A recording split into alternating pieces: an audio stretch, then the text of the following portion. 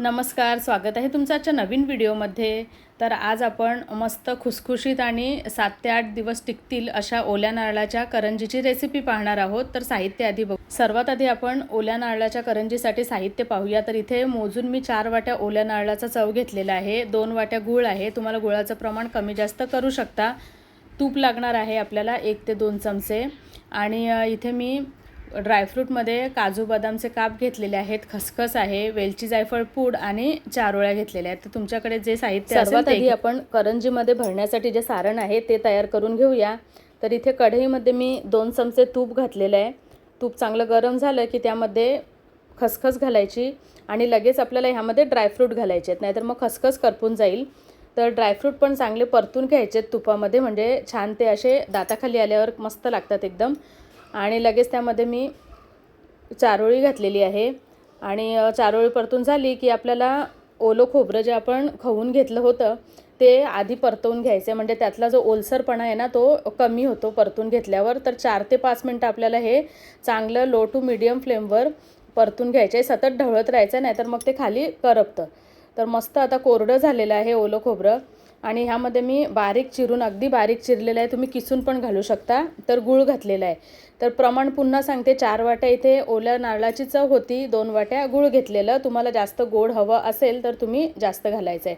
मस्त मिक्स झालं आणि मी सतत हे मिक्स करत होते, नाहीतर मग खाली लागतं. तर वेलची जायफळ पूड घातली आणि आता हे आपलं सारण तयार आहे. जवळजवळ 8 ते 10 मिनटं हे चांगलं आपल्याला मस्त लो टू मीडियम फ्लेमवर मिक्स करत राहायचं आहे. आणि आता हे गॅस बंद करून आपल्याला सारण गार होईपर्यंत थांबायचं आहे. तर आता आपण कणिक तयार करून घेऊया. तर इथे मी 2 वाट्या मैदा घेतलेला आहे चाळून चांगला आणि 1 वाटी बारीक रवा जो येतो तो घ्यायचा आहे. 3 चमचे तेलाचं मोहन करण्यासाठी आपल्याला तेल घ्यायचं आहे. चवीप्रमाणे मीठ घालायचं आणि 3 चमचे तेल जे आपण घेतलं होतं मोहनासाठी, तर एकदम कडकडीत गरम करून ते ह्या पिठामध्ये, रवा आणि पिठामध्ये मिक्स करून घ्यायचं आहे. आणि हातानेच सगळ्या बाजूला आपण जे गरम मोहन घातलं होतं ते चोळून घ्यायचे चांगलं पिठाला. हे बघा असं तयार होतं. आणि नंतर लागेल तसं आपल्याला ह्यामध्ये पाणी घालत राहायचं आहे. पाणी घालताना एकदमच सर्व पाणी नाही घालायचं, तर लागेल तसं पाणी घ्यायचं आहे. कारण की आपण जे कणिक तयार करू ती जास्त मऊ नको किंवा जास्त घट्ट पण नको. तर जास्त घट्ट नाही करायची, म्हणजे आपण जो रवा घातला आहे ना तर तो पण भिजायला हवा. तर थोडीशी मऊच ही मळून घ्यायची. बघा असा गोळा तयार होतो आणि मग झाकण ठेवून आपल्याला अर्धा ते 1 तास थांबायचं आहे. अर्धा ते पाऊण तास झालेला आहे.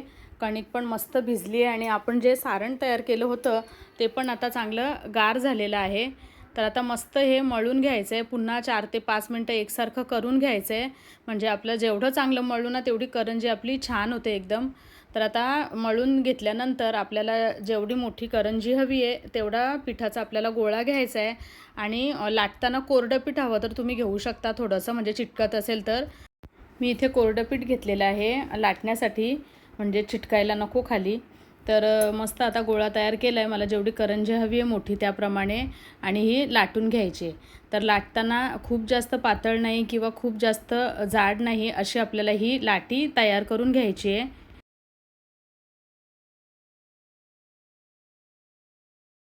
ही बघा अशी ही लाटी तयार करून घ्यायची. आणि आता ह्यामध्ये आपण जे सारण तयार करून घेतलं आहे त्यामधलं सारण घेऊन भरायचं आहे आणि कडा दाबून घ्यायचे. तर आता एक एक लाटी तयार केली ना तर ह्या कडा चिटकायला त्रास होत नाही.